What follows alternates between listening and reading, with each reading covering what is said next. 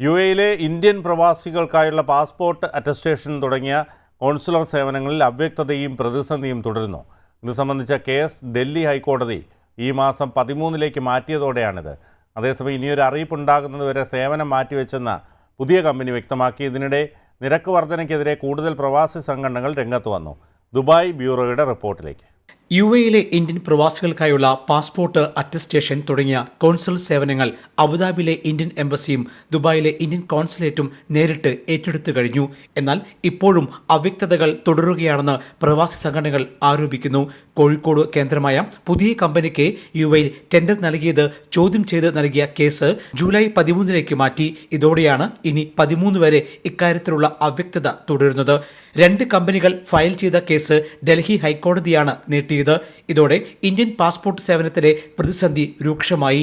ഇപ്പോൾ പഴയ കമ്പനിയും പുതിയ കമ്പനിയും ഇല്ലാത്ത സ്ഥിതിയാണെന്ന് യുഎയിലെ ഏറ്റവും വലിയ പ്രവാസി കൂട്ടായ്മയായ അക്കാഫ് അസോസിയേഷന്റെ പ്രസിഡന്റ് പോൾ ടി ജോസഫ് ദുബായിൽ ജയ്ഹിന്ദ് ന്യൂസിനോട് പറഞ്ഞു.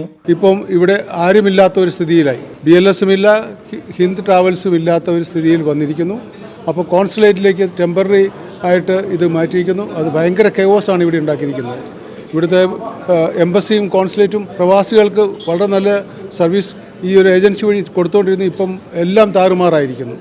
അതിന് അത്യാവശ്യമായി ഒരു ബദൽ സംവിധാനം ഉണ്ടാക്കേണ്ടത് വളരെ അത്യാവശ്യമാണ്. അതേസമയം കോൺസുലർ, പാസ്പോർട്ട്, വിസ എന്ന CPV സേവനങ്ങൾ നൽകാൻ നിലവിൽ തെരഞ്ഞെടുത്ത സേവന പങ്കാളിയായ alhind.com ഗ്ലോബൽ സർവീസസ് ഇനിയൊരു അറിയിപ്പുണ്ടാകുന്നവരെ തങ്ങളുടെ സേവനം മാറ്റിവെച്ചതായി വാർത്താക്കുറിപ്പിലൂടെ അറിയിച്ചു. അബുദാബിയിലെ ഇന്ത്യൻ എംബസി അറിയിച്ച ഭരണപരമായ കാരണങ്ങൾ ആണെന്നാണ് അൽഹിന്ദിന്റെ വിശദീകരണം. ഇതിനിടെ ഏറ്റവും കൂടുതൽ പ്രവാസി കുടുംബങ്ങൾ യാത്ര ചെയ്യുന്ന ഈ വേനലവധിക്കാലത്ത് പാസ്പോർട്ട് പ്രതിസന്ധിയും നിരക്ക് വർധനയും ഉടലെടുത്തത് പ്രവാസ ലോകത്ത് വലിയ പ്രതിഷേധത്തിന് കാരണമായിരിക്കുകയാണ്. സമീപകാലത്തില്ലാത്ത ഏറ്റവും വലിയ പ്രതിസന്ധിയാണ് അപ്രതീക്ഷിതമായി കൈവന്നിരിക്കുന്നത്. Jaihind news, Dubai.